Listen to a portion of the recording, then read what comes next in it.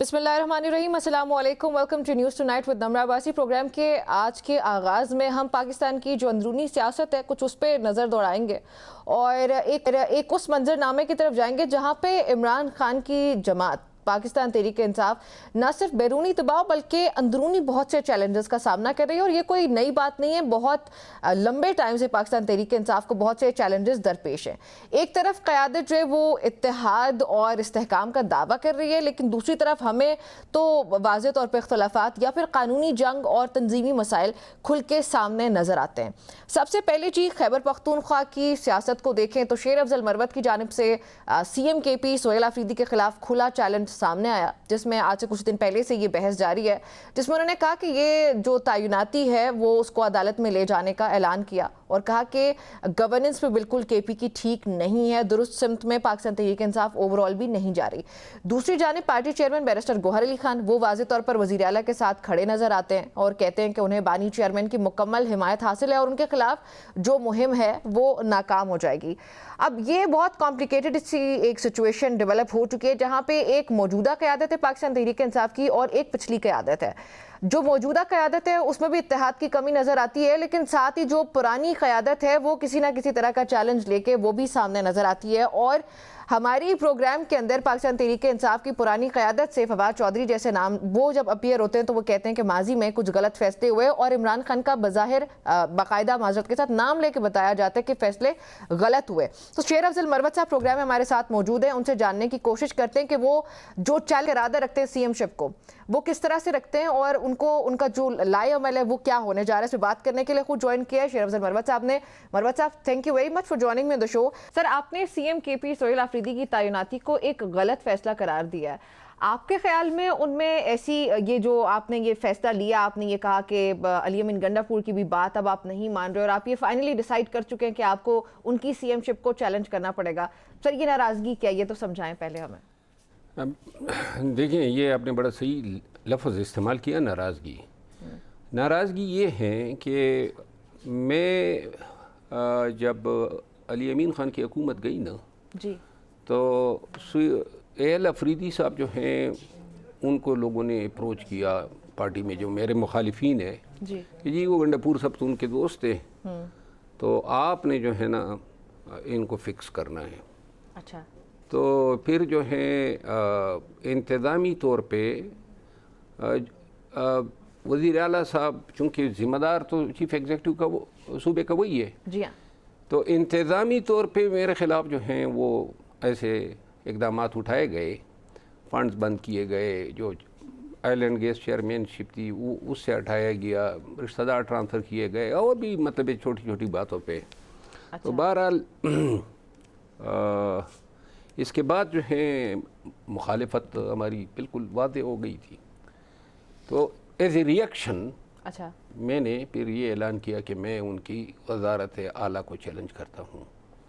तो ये इसका बैकग्राउंड ये है, ये अभी ताज़ा बात है। पहले जो ये वज़ीर थे जी, या जो PTI के आने से पहले जो वक्त था उसमें हमारे मरासिम ठीक ठाक थे, लेकिन ये हैं कि तो मरवत साहब काफ़ी टाइम के बाद आपने ये फैसला किया कि उनकी CM-शिप जो है वो वैलिड नहीं है और आपको इसको चैलेंज करना चाहिए और आप ये करने जा रहे हैं। अभी तक आपने ये भी नहीं बताया कि आप किस प्रोसीजर के तहत करने जा रहे हैं, तारीख कौन सी होगी, तो अगर उसके बारे में भी कुछ बता सकें। और दूसरा ये कि टाइमिंग भी मैटर करती है, तो ये आप इस वक्त जो कर रहे हैं, आपने जो फैसला लिया, काफ़ी देर हो चुकी है उनको तो CM बने हुए। देखिए, मेरी CM साहब से कोई ज़ाती अदावत नहीं थी, ना है। ठीक है, और टाइम के बारे में मेरा इरादा था कि मैं इसको हफ्ते 10 दिन में दायर करूँगा। इस पे PTI के लोगों की तरफ से एक रिएक्शन आया, अच्छा, सोशल मीडिया पे, और चूँकि 2-3 बातें हैं, कोर्ट जाने से पहले ये नताइज भी इस फैसले के आ सकते हैं जो सियासी तौर पे मुझे भुगतने होंगे। अच्छा, मिसाल के तौर पे अगर हम ये एज्यूम कर लें कि ये हुकूमत हटाई जाती है, मैंने आज तक कुल के खान की पार्टी को जो है कोई नुकसान नहीं दिया है। ठीक है, खान के नामज़द करदा हैं और इस पे अभी से मेगुइयाँ हो रही हैं कि जी नून के साथ साजिश है, या किसी की माँ पे हो रहा है, ऐसा मैं इंसान नहीं हूँ कि मैं किसी के लिए इस्तेमाल हूँ। अच्छा। और ये चीज़ें अब सोशल मीडिया पे रिएक्शन आ रही है, तो इस वजह से थोड़ा सा ताख़ीर का मैं शिकार हो गया हूँ। फिल वक्त मैं शायद अभी कोई स्पेसिफ़िक डेट नहीं दे सकता हूँ अच्छा। कि मैं जो हूँ इस तारीख को दायर करूँगा, लेकिन मैं देख रहा हूँ कि वक्त जो है, खुसूसन ये जो एक महीना है ना, इस एक महीने में हमें ही इर्रेलेवेंट कर दिया है। ये हमें से मुराद क्या? ख़बरों ने, सियासत ने, क्योंकि इस एक महीने में पाकिस्तान तहरीक इंसाफ का जो ज़वाल हुआ है जी। वो गुज़िश्ता 2.5 साल का क्लाइमैक्स नज़र आ रहा है। अच्छा, इतनी ज़वाल का क्लाइमैक्स। ज़वाल का क्लाइमैक्स है। क्योंकि आप देखें ना, मोहतरमा अलीमा खानम और सलमान अकरम राजा साहब के माबेन जो झड़प हुई, वो झड़प अभी ख़त्म नहीं हुई है, वो रूट्स पकड़ रही है। ठीक है। और इसके अलावा जो है सियासी तौर पे ख़ुद और पार्टी के लोग सुहेल अफरीदी पे हमलावर हो गए हैं। अहमद खान यादी का आपने ये देखा होगा। जी, जी। इसके अलावा जो है मैं समझता हूँ कि केपी में सियासी तौर पे चीज़ें ठीक नहीं है, तो लिहाजा ये ख़ुद आपस में इतने भिड़े हुए हैं और इतने एक दूसरे को नुकसान दे रहे हैं।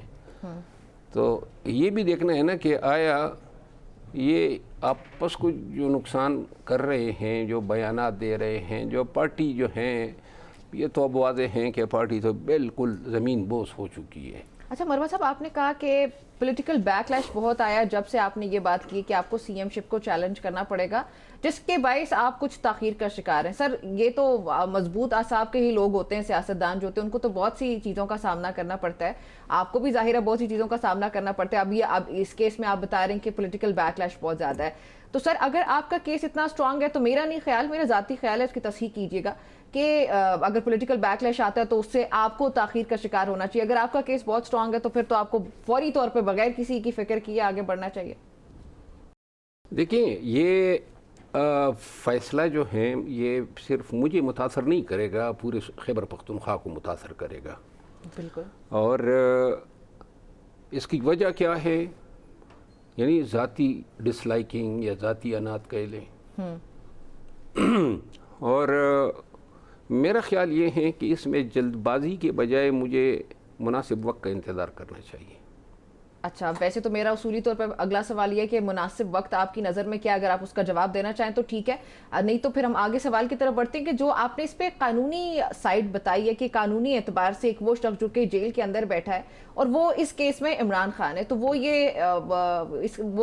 कानूनी तौर पर, कानूनी एतबार से उनके जो फैसले हैं उसके ऊपर उस तरह से डिपेंड नहीं किया जाना चाहिए। और फिर आपने माजी का रेफरेंस भी दिया, जिस तरह इमरान खान खुद ही नवाज शरीफ साहब के खिलाफ बहुत से इस तरह के पिटिशंस जो हैं वो दायर करते रहे कि वो तो जेल के अंदर हैं, तो he doesn't have the authority to make such decisions.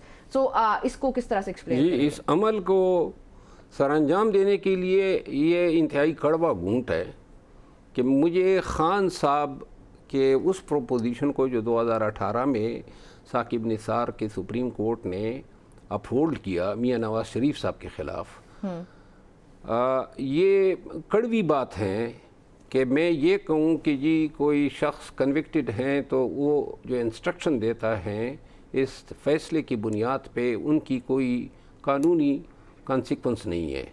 और ये बात जो सोशल मीडिया गालम गलोच ब्रिगेड है वो मेरे ख़िलाफ़ इस्तेमाल भी कर रहा है, ये हैं कड़वी बात। लेकिन मैं बारहा ये कह चुका हूँ कि खान साहब की सज़ाएँ जो हैं वो गैर कानूनी है, लेकिन फ़िलवक्त जो निज़ाम मुसल्लत हैं और जो लीगल रजीम है इसके तहत तो सज़ा होल्ड करती है। अच्छा, तो ये बातें भी हैं और भी चंद चीज़ें हैं, लेकिन ये कि ये वक्त के साथ ही इंशाल्लाह। यानी आप ये कहते हैं कि इमरान खान साहब कन्विक्टेड है और इसकी वजह से जो है वो आपको ये जो मेरे कहने से कोई कन्विक्शन पे मोर सबूत नहीं है। नहीं, आपकी राय इस पे जो अदालतें हैं जो पूरी कौम के सामने हैं और जो धड़ाधड़ जो हैं तो के हिसाब से कन्विक्शन कर रही है। तो सर, इसमें दो चीज़ें आ गई। एक तो ये कि क्या आप नहीं समझते कि ये करने के बाद आपका डायरेक्ट इमरान खान से आमना सामना हो जाएगा और माजी में जाहिर है आप उस जमात का एक हिस्सा रहे, तो वो फिर वाकई आप जो खुद बता रहे हैं कि आपको पॉलिटिकल बैकलैश का सामना है, तो वो मजीद बढ़ जाएगी? मेरा ख्याल है ये भी एक वजह है सोच के लिए वक्त लेने की। ये भी एक वजह है। ठीक है, अच्छा दूसरा ये कि आपने कहा सीएम साहब की जो बात हो रही है वो अब इमरान खान के अपने अपॉइंट किए हुए हैं, तो दूसरी साइड इसमें मेरे ख्याल में इस पे भी आपको वक्त दरकार होगा कि ये तो इमरान खान का अपना डिसीजन है, तो अगर आप सीएम साहब के खिलाफ जाते इसका मतलब ये हुआ कि आप डायरेक्टली इमरान खान के खिलाफ गए क्योंकि वो इमरान खान की ही अपॉइंट किए हुए सीएम है। सामने तो ये नज़र आएगा ना कि ये ऐसा हो रहा है। अच्छा, वैसे कतई नज़र इसके कि मैं जाता हूँ नहीं जाता हूँ, मैं एक वकील हूँ जी हाँ, और मैं इसी वजह से नापसंद भी किया गया पार्टी में कि मैंने हमेशा जो है कानून इंसाफ और मेरिट की बात की पार्टी के फैसलों में। रिवायती सियासतदान की तरह नहीं हूँ कि जी हर चीज़ की माला जपूँ। तो ये मैं समझता हूँ कि पार्टी के अंदर बहुत सारे गलत फैसले होते हैं। अच्छा, और मेरा ख्याल है कि शायद सारे ही गलत फैसले थे जो खान से करवाए गए। अब मेरा ख्याल नहीं है कि ये इस पे खामोश रहना जो है ये हक अदा करने के मुतरादिफ हैं या इस पे बोलना जो है वो कोई बगावत है। मादी में गलती फैसले हुए, बुज़दार को बनाया गया और उस फैसले की कीमत आज तक पीटीआई चुका रही है।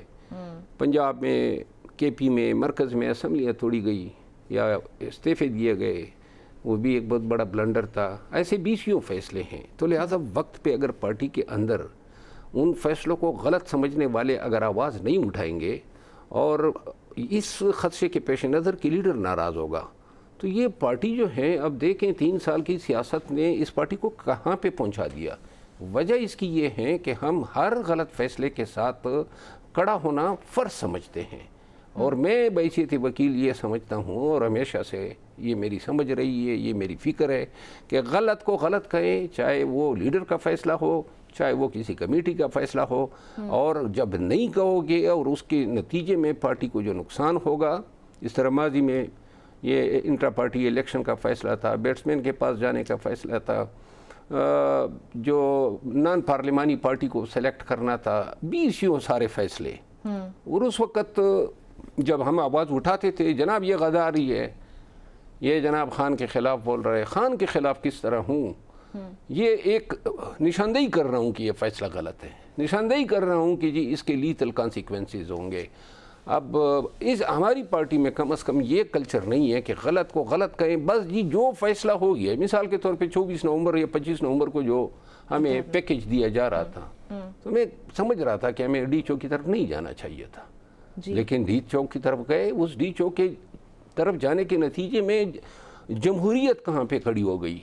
पाकिस्तान के तमाम सियासी पार्टियों के लिए एहतजाज हमने कितना मुश्किल कर दिया है। और जो लोग पीटीआई को वोट दे गए 8 फरवरी को, उनकी तवक्कुआत तो ये थी ना कि कानून की हुक्मरानी के लिए, जमहूरियत की बालादस्ती के लिए, अदलिया की आज़ादी के लिए हमने अपने फ़ैसलों से मुसलसल इस कौम को मायूस किया। हमने इन तमाम चीज़ों को खो दिया।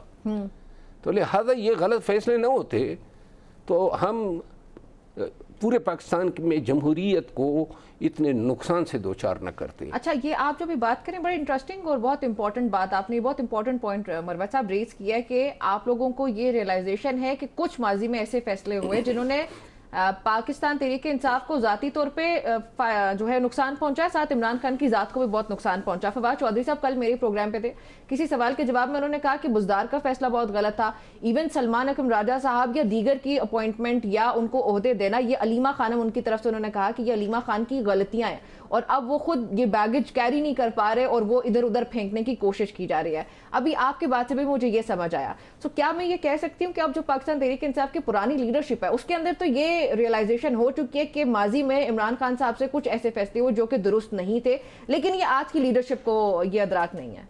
आज की लीडरशिप का मसला ये है कि जब खान के सामने हम जाया करते थे ना, तो मैंने एक भी बंदा ऐसा नहीं देखा जिसने खान से इख्तलाफ की जुर्रत की हो। अच्छा, हर बात पे वाह वाह, हाँ हाँ, जी जी, ये बेसिकली गर्दान होती है।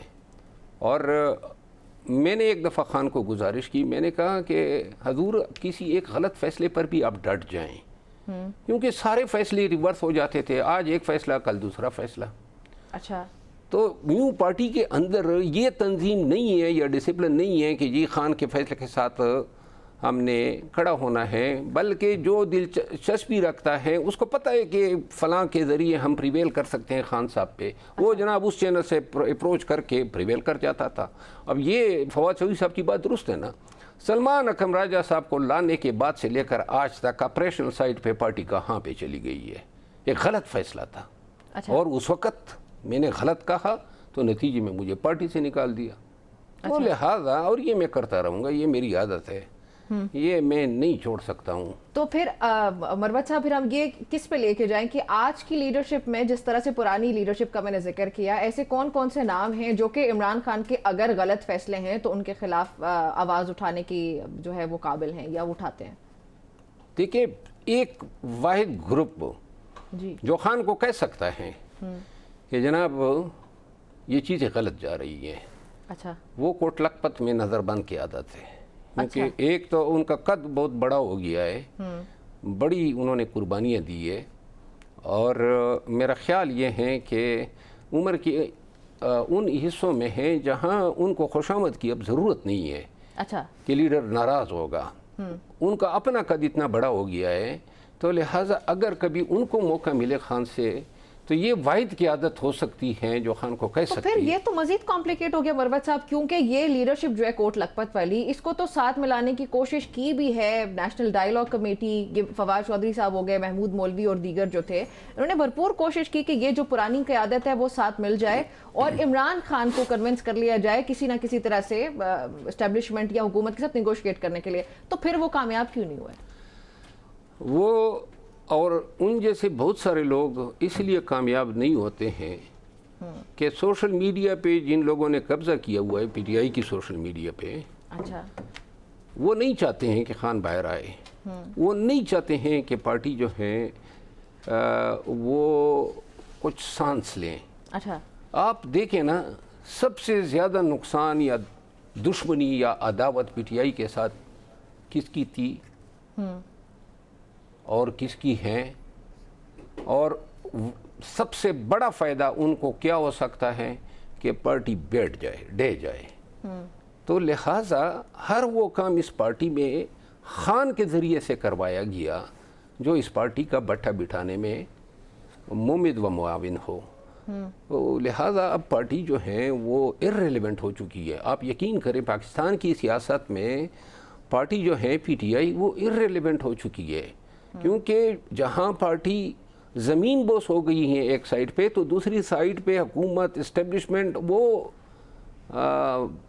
अपनी कामयाबियों के झंडे गाड़ते जा रहे हैं। अच्छा, इंटरनेशनल एक फर्क यहाँ पे मुझे नजर आया, जो फवाद चौधरी साहब को मैंने कोट किया यहाँ पे, उन्होंने कहा था इमरान खान ने गलत फैसले किए। आप ये कह रहे हैं इमरान खान से गलत फैसले करवाए गए, अगर आप चाहें तो उसका जवाब दे सकते हैं कि करवाए गए से क्या मतलब? करवाए, देखिए खान साहब की एक आदत है, मैंने देखा है कि वो जो अव्वल फैसला लेते हैं वो मेरिट पे लेता है। अच्छा, लेकिन कोई उसको इस फैसले पे टिकने का मौका ही नहीं देता है। तो लिहाजा जो ग्रुप हैं जिनके हसार में वो हैं, फैमिली एंड फ्रेंड्स, अच्छा, इन लोगों ने यही तमाम फैसले करवाए हैं। फैमिली एंड फ्रेंड्स ने इमरान खान से वो गलत फैसले करवाए? बिल्कुल, और तो कोई नहीं है ना। खान साहब खुद अगर अपने फैसले प्रोटेक्ट करते जो उनके अक्ल और दानिश के मुताबिक थे, वो सारे फैसले दुरुस्त थे। ठीक, बदकिस्मती ये है कि मैं आपको एक मिसाल दूँ ना, जी, ये नहीं है कि एक फैसला, एक मनसब, अब वो फलां बंदा है, पहले उसका फ़ैसला होता था, फिर दूसरा बंदा है, फिर उसका फ़ैसला होता है, फिर कोई और साइड से अप्रोच होती थी तो तीसरा आ जाता था। अच्छा, तो ये इस तरीके से डिसिप्लिन ख़त्म हो चुका है, क्योंकि पार्टी में सबको पता है कि जनाब ये फ़ैसला ठहरने वाला नहीं है, ये चेंज हो सकता है। पार्टी में इसने अनप्रिडिक्टेबिलिटी को जन्म दिया है। किसी भी शख्स का जो सियासी फ्यूचर है वो कानापूसियों पे, चुगलखोरियों पे डिपेंड करता है। खान के सामने कोई भी पिक्चर पोर्ट्रे कर दें कि फला करप्ट है, अच्छा। तो जनाब ये अली ख़ान एलर्जिक है, ख़ान जनाब वो ख़ान के कागजात से हट जाता है। अब ख़ान के सामने पिक्चर पोर्ट्रे कर दें कि जनाब अली ये काम अगर इस तरह होगा तो इससे इतनी बेतहाशा कामयाबी होगी।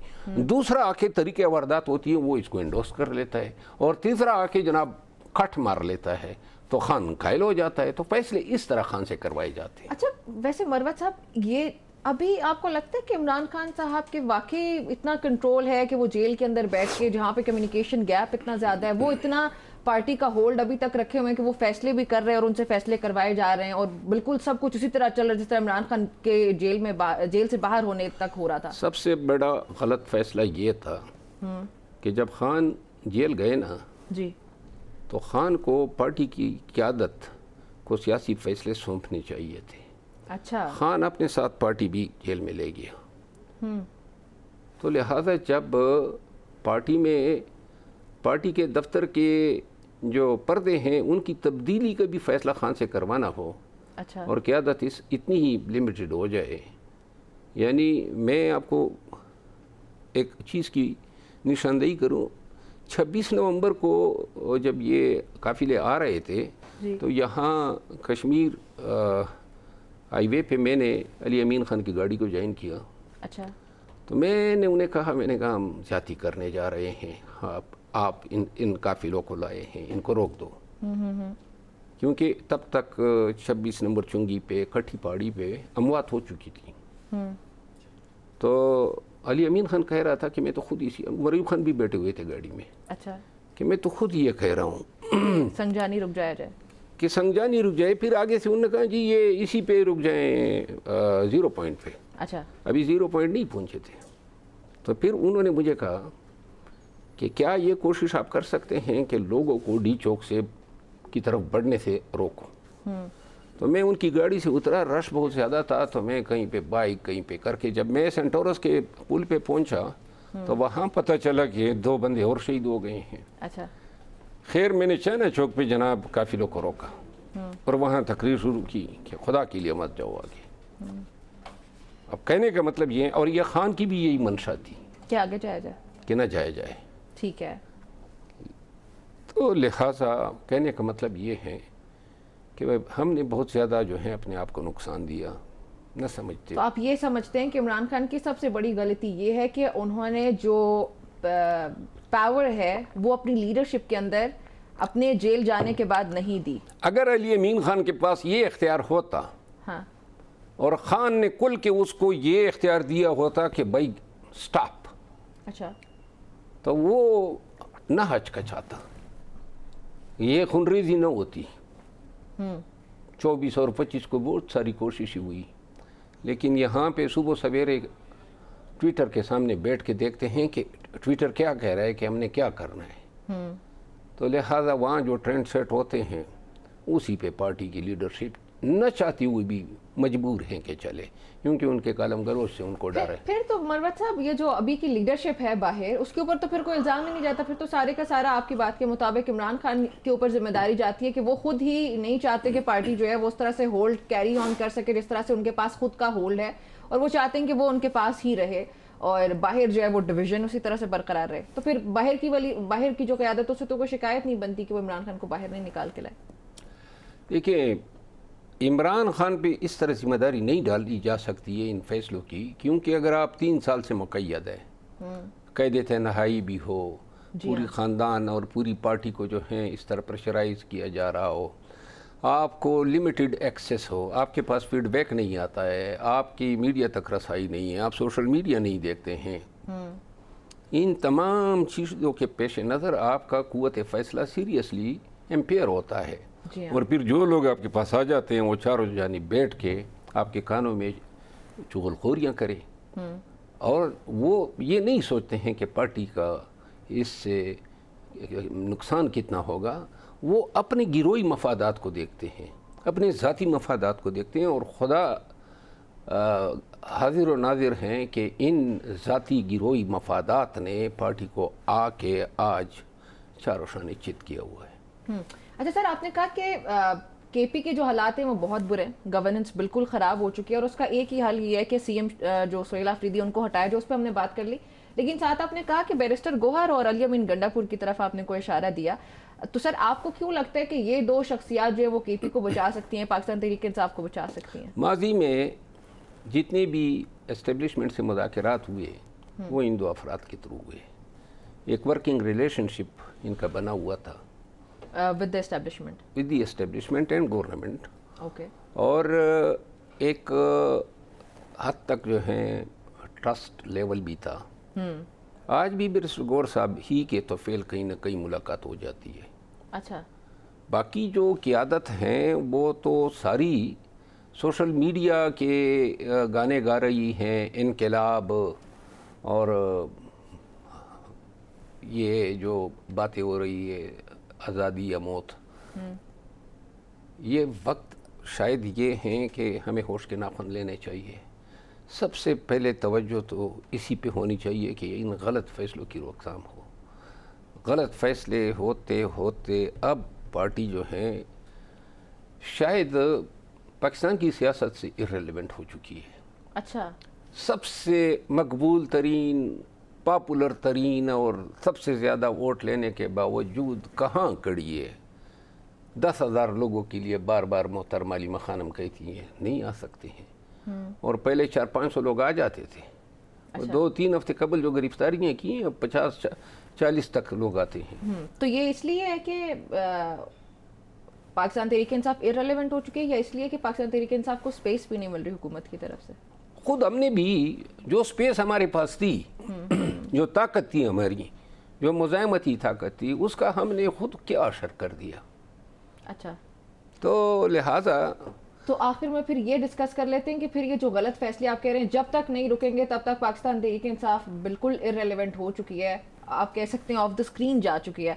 तो इसका हल फिर आपको क्या लगता है कि क्या इमरान खान को अपने जो फैसले उनको रिव्यू करना पड़ेगा, अपनी पॉलिसीज़ को रिव्यू करना पड़ेगा, लीडरशिप बदलनी पड़ेगी, क्या करना पड़ेगा? देखिए, जो लीडरशिप है वो हक अदा नहीं कर रही हैं जो इनको अदा करना चाहिए। सबको पता है गलत हो रहा है, सबको पता है पार्टी जो है डूब रही है। अच्छा, लेकिन एक दूसरे के खौफ से, सोशल मीडिया के खौफ से सब ने ज़बान बंद की हुई है। सबसे पहले मरहले पे जो गलत फैसलों के ज़िम्मेदार लोग हैं उनको तो बिल्कुल साइड पे बिठाना चाहिए, और ये इमरान खान करेंगे? इमरान खान को एहसास होना चाहिए।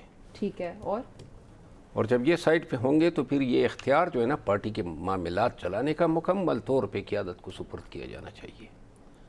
और क़ियादत को जो क़ियादत जो है ना, खुद पार्टी की सोशल मीडिया ने क़ियादत की भी ऐसी बैंड बजाई है, पूरी कौम पूरी पीटीआई के सामने इन सब की रोज़ाना तज़हीक करते हैं, गालियाँ देते हैं, गदार गदार कहते हैं। पार्टी में कोई लीडर इन्होंने छोड़ा नहीं है जो आवाम की नज़रों में उन्होंने गिराया ना हो। इस चीज़ का पार्टी को सोचना चाहिए कि आया ये सोशल मीडिया इनको सर्व कर रहा है या ये पार्टी की तबाही का बाइस बन रहा है। तो लिहाजा क़ियादत को ऐसी सोशल मीडिया से बिल्कुल कतई ताल्लुक़ का इज़हार करना चाहिए और उन यूट्यूबर्स को डिसोन करना चाहिए जो इनको नुकसान पहुंचा, जो पार्टी को की तो तबाही। ये जो आप रिप्लेसमेंट की बात करें क़यादत की, वो फिर रिप्लेसमेंट में कौन आना चाहिए? रिप्लेसमेंट में देखिए, पार्टी में ओल्ड गार्ड्स और मौजूदा जो चेयरमैन साहब हैं ये सब बैठें, सोचें कौम को क्या मुंह दिखाएंगे कि हमने क्या किया 3 सालों में, और अगर कुछ नहीं किया और जो आपको एक मैंडेट मिला, जो आपको पॉपुलर तरीन पार्टी मिली, जो लाखों के वर्कर्स आपके साथ निकलते थे, गोलियां खाते थे, लाठियां सहते थे, आज आपके पास 500 लोग जमा नहीं हो रहे हैं। तो ये इस मकाम पर लाने की जिम्मेदारी ही नहीं की है। खान ये बरीउज़ीमा नहीं हो सकते हैं कि फ़ैसले खान करता है। ये आपका काम था कि जाके खान को बताते कि ये फ़ैसले गलत हैं, इन गलत फ़ैसलों को की तामील नहीं होनी चाहिए, इनकी इम्प्लीमेंटेशन ना हो, और ये गलत फ़ैसलों का तसलसल ताहाल जारी है। ठीक है, बहुत शुक्रिया मरवत साहब आपका मुझे प्रोग्राम में ज्वाइन करने के लिए। नाज़रीन, मरवत साहब हमारे साथ प्रोग्राम में मौजूद थे। ये कि जो पाकिस्तान तहरीक इंसाफ की करंट लीडरशिप है उसने वो हक अदा नहीं किया जो उनको करना चाहिए, और जो गलत फैसले हैं वो आज भी जारी हैं। और उसका हल ये है कि जो लीडरशिप है जो कि काम नहीं कर रही, उसको रिप्लेस किया जाए उन लोगों से जो कि बेहतर परफॉर्म कर सकते हैं। और एक चीज़ इमरान खान को ज़रूर करनी पड़ेगी, वो ये कि इख्तियारात अपनी लीडरशिप को डिवाइड किए जाएं। जब उनके पास अथॉरिटी होगी तो वो बेहतरीन डिसीजन ले सकते हैं अपनी पार्टी के लिए। ब्रेक शामिल करते हैं, वापस आते हैं।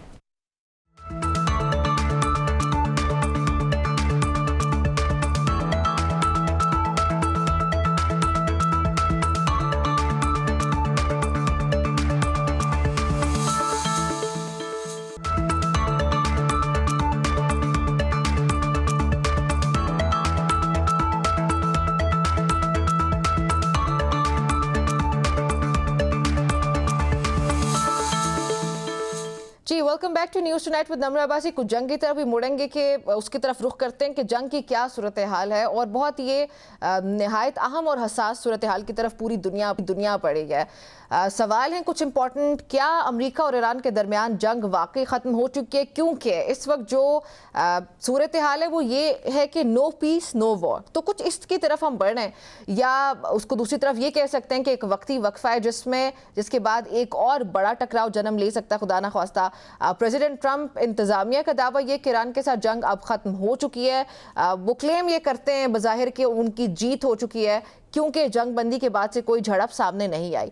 व्हाइट हाउस ये मौक़िफ़ इख्तियार कर रहा है कि जब फायरिंग ही नहीं हो रही है तो जंग भी ख़त्म समझी जाए, और इसी बुनियाद पर वो अमरीकी कांग्रेस से मंजूरी लेने की कानूनी पाबंदी से भी ख़ुद को आज़ाद करार दिया जा रहा है। लेकिन दूसरी तरफ जो है वो अमरीकी सियासी मंजरनामा कुछ और कहानी सुनाता है, जहाँ पे यूनाइटेड स्टेट्स कांग्रेस में सदर के जंगी इख्तियारात को महदूद करने की कोशिशें जारी हैं। अगरचे डेमोक्रेट्स की करारदाद एक बार फिर नाकाम हो गई है। तो यहाँ पे सवाल ये कि क्या वाकई सदर को मुकम्मल इख्तियार हासिल है, या ये आइनी और एक सियासी कशमकश है जो आने वाले दिनों में मजीद शिद्दत इख्तियार करेगी।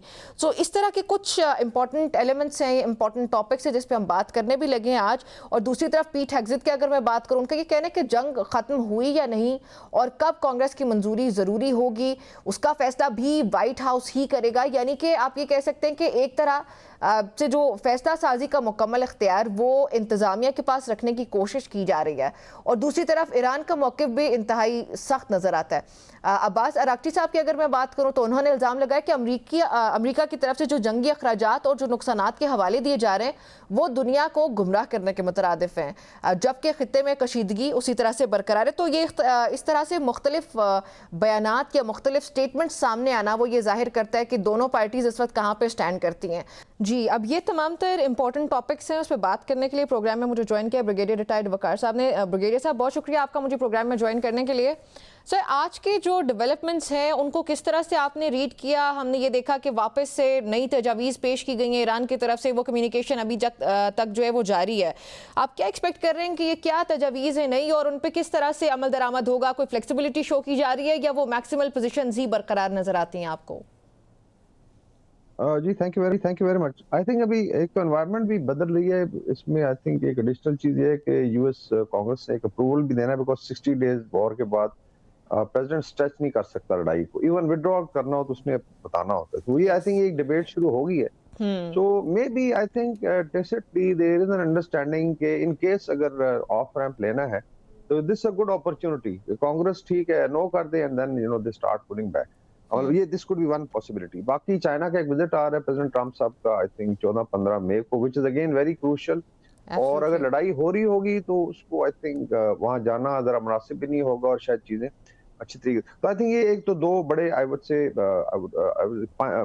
प्रेशर पॉइंट्स बने हुए हैं। बाकी आ जाते हैं कि ईरान की तरफ से जो आई थिंक नई सजेशंस की बात हो रही है। आई एम श्योर बीच में जो कंसल्टेशंस हुई हैं, अब्बास अराक्ची साहब 2 दफा पाकिस्तान आए, आपको याद होगा, मान गए, फिर उसके बाद वापसी फिर रशियन फेडरेशन गए हैं, और रशिया ने भी पाकिस्तान का रोल था उसको एक्नॉलेज किया है। तो मेरे ख्याल में भी बड़ी पावर्स इसमें शामिल है, China indirectly and Russian federation directly now. तो इट मींस के चीजें अभी बाय एंड लार्ज जो है उस तरफ जा रही हैं, पीस की तरफ। ये मेरी असेसमेंट है। May be somebody can be hot headed और तो बड़ा लड़ाई शुरू हो सकती है, लेकिन मेरी असेसमेंट है कि देयर आर 80% चांसेस के पीस की तरफ चीजें जाएंगी। यस, 20% चांसेस हैं कि वॉर की तरफ जा सकते। अभी इसमें एक और है कि यूएसएस जो जेरल्ड फोर्ड है एयरक्राफ्ट कैरियर, उसको भी पुल आउट किया गया बिकॉज ऑफ मेंटेनेंस। तो ये थोड़ी सी थिनिंग आउट भी है। बाकी रिटोरिक चलता रहेगा, because I don't think so कि वॉर की मजीद गुंजाइश है। और मेरे ख्याल में जो अभी बात हो रही है नई सजेशंस की, तो उसमें definitely there is some movement.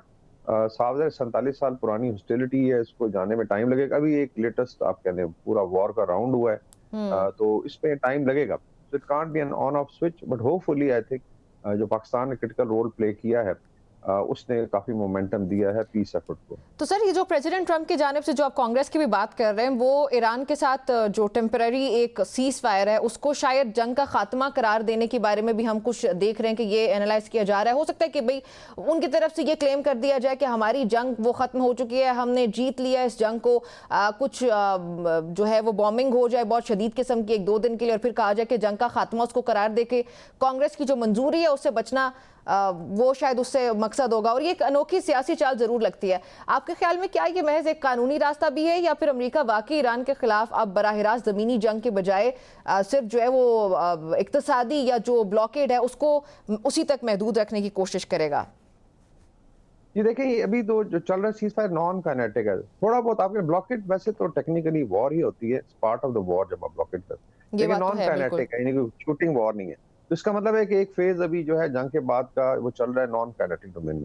दूसरा ये भी एक जिस तरह मैं बात कर रहा हूँ कि एक ऑफ रैम्प प्रोवाइड करता है प्रेसिडेंट को। और जो बातचीत भी हो रही है, आप देखिए रिटोरिक काफी कम हुआ है, देयर सेइंग हम कंसीडर कर रहे हैं। साफ ज़ाहिर है जब आपने पुल आउट करना है, और सबसे मजे की बात है अगर आपने 60 डेज क्रॉस कर लिए तो पुल आउट करने के लिए भी कांग्रेस की अप्रूवल चाहिए। तो इसका मतलब है कि और हो सकता है कांग्रेस में कुछ रिपब्लिकन भी कह रहे हैं कि हम सपोर्ट नहीं करेंगे फर्दर वॉर। तो इसका मतलब है कि एक आई थिंक बड़ी अच्छी विंडो है, ही कैन डिक्लेयर विक्ट्री। और पोस्ट ट्रुथ थीरा बड़ा मजेदार है। आपको याद है कि भारत इतनी कुटाई हुई पिछले साल, and still they are claiming, they can claim victory. मतलब Israel can claim victory, Iran can claim victory, because आजकल डिफाइन करना कि विक्ट्री क्या है, इसमें पूरी साइंस है। इसमें पता नहीं कितनी पीएचडीज हुई हैं, it's become very very difficult, because जो ट्राइब्स हैं, इनके डिजिटल ट्राइब्स, उन्होंने अपने लीडर की बात मानी है। So it gives an opportunity for an off ramp. ठीक है जी, हम जीत गए, ओके जी हम जीत गए। बट मेनली आई थिंक जो इंटरनेशनल इकोनॉमिक सिस्टम है, एनर्जी सप्लाईज चोक हुई हैं, और पूरा I think world is every region is affected in the world. तो मेरे ख्याल में चीजें उस तरफ जानी चाहिए, और अगर इंशाल्लाह नेक्स्ट कोई राउंड होता है तो पाकिस्तान का फिर एक क्रिटिकल रोल होगा। बाकी इसके बाद रीअलाइनमेंट पूरे रीजन में वो बड़ी इंपॉर्टेंट है, बिकॉज इस वॉर ने काफी सारे आई थिंक लेसन्स लेके आई है फॉर द रीजनल कंट्रीज, कि आप जो है अभी अपने तई अपना ही बंदोबस्त करें, अदरवाइज इंटरनेशनल और ये जो रीअलाइनमेंट की आप बात करें ब्रिगेडियर साहब, इसमें हम ये भी देख रहे हैं ना कि ये भी रिपोर्ट किया जा रहा है कि ट्रंप एडमिनिस्ट्रेशन की तरफ से ये कोशिश की जा रही है कि एक लार्जर पर्सपेक्टिव को सामने रखते हुए एक लार्जर नेक्सस जो है वो डेवलप किया जाए, बिकॉज अमेरिका इवेंचुअली इस जंग से बाहर निकलना चाहता है। तो आपको इस तरह का कोई नेक्सस नजर आ रहा है? तो उनकी तरफ से बिल्कुल होगी, बिकॉज वॉर टाइम में उधर से निकलना जो है it requires some smart work. बाकी जो मैं हिंट कर रहा हूँ वो ये है कि जो रीजन में 4 ममालिक हैं जो इसको स्टेप कहा जाए, अभी तक क्या में इस पर बड़ी डिस्कशन हो रही है। This is Saudi Arabia, Turkey, Egypt and Pakistan. और ये नेसेसिटी है। I think this war has driven the country कि ये वेट करते रहे, एक सुपर पावर गारंटीज लेके बैठी रही, and then they were affected. Now super power doesn't actually become magnet for war. तो उसमें बड़ी सीरियस आई थिंक इस पे ऑलरेडी सिटिंग भी हो चुकी है। तो शायद आई think this becomes the new kind of defensive law, not against anybody, ताकि आपको जरूर इतना पेश है। In case later on Iran अगर मेन स्ट्रीम हो जाता है तो शायद ईरान भी ज्वाइन कर सकता है, फिर कोई जरूरत नहीं है हॉस्टिलिटी की।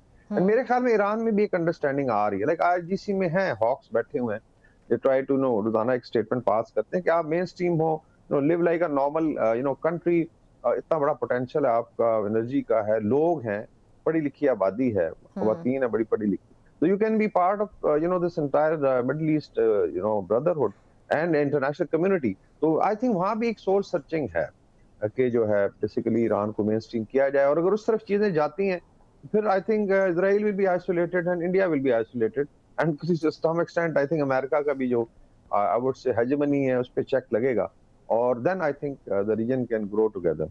अच्छा सर, एक जो इसमें बहुत इंटरेस्टिंग एलिमेंट ये भी है कि पेंटागन की तरफ से ये कहा गया कि भाई $25 बिलियन का नुकसान हुआ इस जंग के अंदर, या खर्च हुए, चले उसको जिस तरह से भी वी कैन पुट इट।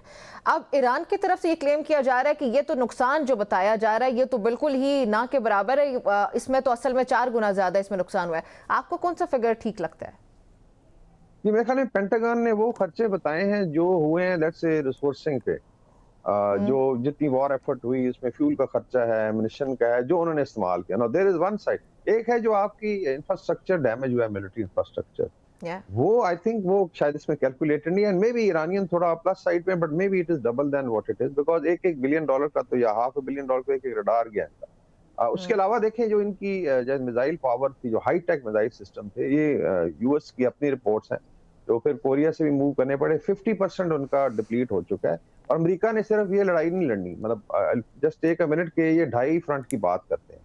एक फ्रंट है यूरोप का जो नेटो लड़ती है, फिर इंडो पैसिफिक में चाइना के साथ है, देन हाफ फ्रंट होता है मिडिल ईस्ट का। तो इस हाफ फ्रंट ने अगर कंज्यूम कर लिया आपकी let's say half of high tech fire power, तो बड़ा अलार्मिंग है। लोग कह रहे हैं जी कि इट विल टेक 4 इयर्स।